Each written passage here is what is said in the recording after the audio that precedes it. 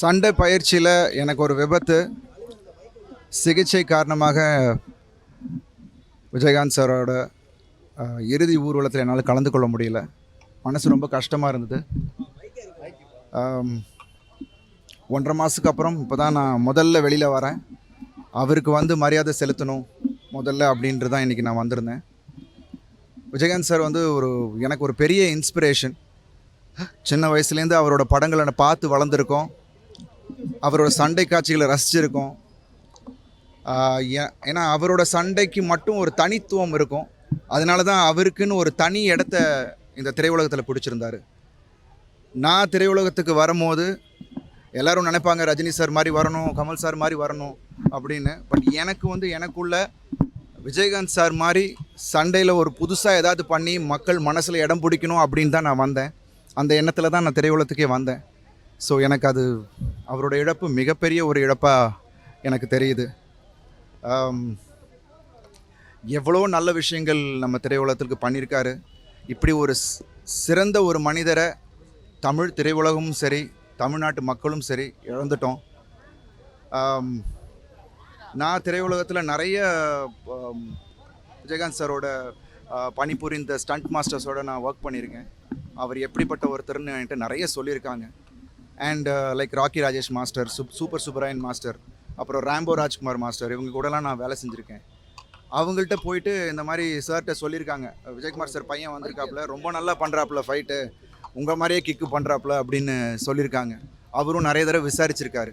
ஒரு தடவை விஜயவாகினி ஸ்டூடியோவில் எனக்கு ஒரு ஷூட் நடந்துகிட்டு இருந்துச்சு. பக்கத்து செட்டில் விஜயகாந்த் சார் படம் ஒன்று ஷூட் நடந்துகிட்டு இருந்தது. அப்போது வந்து பிரேக்கில் அவர் வெளியில் வந்துட்டு என்னை பார்த்துட்டு கூப்பிட்டுட்டு என்னை உட்கார வச்சு என்னை அவ்வளோ பாராட்டினார். அது மட்டும் இல்லாமல் சண்டை பயிற்சியில் எவ்வளோ கேர்ஃபுல்லாக இருக்கணும், என்னெல்லாம் ப்ரிகாஷன்ஸ் நம்ம எடுத்துக்கணும்னு எனக்கு ஒரு அறிவுரை சொன்னார். அது எனக்கு ஒரு பெரிய ஊக்கமாக இருந்துச்சு.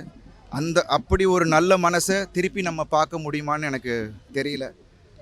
ஸோ இந்த நேரத்தில் அவரை பிரிஞ்சு வாழ்கிற குடும்பத்தாருக்கும், ரசிகர்களுக்கும் மற்றும் அவரோட தொண்டர்களுக்கும் என்னுடைய ஆழ்ந்த இரங்கல்கள். அவர் என்றைக்கும் நம்ம மனசில் வாழ்ந்துக்கிட்டே தான் இருப்பார். இந்த நேரத்தில் அவர் ஆத்மா சாந்தி அடையணும்னு நான் வேண்டிக்கிறேன். அண்ட் இந்த ஒரு தருணத்தில் திரையுலகத்துக்கு நிறைய நல்ல விஷயங்கள் விஜயகாந்த் சார் பண்ணியிருக்காரு. நம்ம எல்லாம் கேள்விப்பட்டிருக்கோம். அது எல்லோரும் பின்பற்றணும்னு நினைப்பார். ஸோ இந்த நாளில் இன்றைக்கி என்னோட இனி வரும் காலங்களில் என்னோட திரைப்பயணத்தில் அடுத்து என்னோட படப்பிடிப்பு தளத்தில் அதை நான் செயல்படுத்தணும்னு நான் நினைக்கிறேன். அது இன்றைக்கி இந்த இடத்துல அவர் இருக்கிற இடத்துல நான் சொல்கிறதுல ரொம்ப சந்தோஷப்படுறேன். கண்டிப்பாக அதை அவர் சந்தோஷப்படுவார். கண்டிப்பாக அதை நான் பண்ணுவேன். நன்றி, வணக்கம்.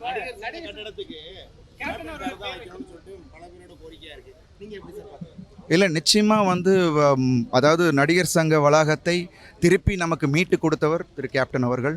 அது நிச்சயமாக அந்த வளாகத்தில் ஒரு அங்கத்திலேயாவது அவர் பேர் இருக்கணும். ஏன்னா எனக்கு தெரியல அவங்க எப்படி பண்ண போகிறாங்கன்னு. ஒரு அங்கத்திலேயாவது அவர் பேர் இருக்கணுன்றது தான் என்னோட கோரிக்கையும். நிச்சயமாக அதை வந்து பரிசீலனை செஞ்சு நடிகர் சங்கம் அதை வந்து முன்னிறுத்தி பண்ணுவாங்கன்ற ஒரு நம்பிக்கை எனக்கு இருக்குது. சார், இப்போ நிறைய பெரிய பிரம்மாண்டமான படத்தில் வந்து தலைவர் கேப்டன் அவர்கள் சாப்பாடு போட்ட அளவுக்கு மற்ற படங்கள் இது வரைக்கும் பண்ணலைங்களா? அது ஏன் இப்போ வந்து பேசு பொருளாக ஆயிருக்கு சார்? இல்லை, ஏன்னா ஆரம்ப காலகட்டத்தில் அவர் தான் இதை ஆரம்பித்து வச்சார். ஸோ அதனால் அது வந்து நம்ம மறுக்கவே முடியாது. அதாவது எந்த ஒரு பாகுபாடுமின்றி அவர் வந்து எல்லாருக்கும் சம உணவு எல்லாமே ஒரு சமமாக அவர் ட்ரீட் பண்ண ஒரு விஷயம். அதான் இன்றைக்கி சொன்னேனே, நான் எடுத்த இந்த ஒரு முடிவு மாதிரி ஒவ்வொருத்தரும் அதை வந்து எடுத்தாங்கன்னா அது அதை விட சந்தோஷப்படுற ஒரு ஆள், அவரை விட சந்தோஷப்படுற ஆள் இருக்க மாட்டாங்க. ஸோ அது எங்களுக்கெல்லாம் விட்டுட்டு போன ஒரு விஷயம். அதை நாங்கள் திருப்பி தொடர்ந்து பண்ணணுன்றது தான் என்னோட ஆசை. நன்றி. தேங்க்யூ. Happy New Year.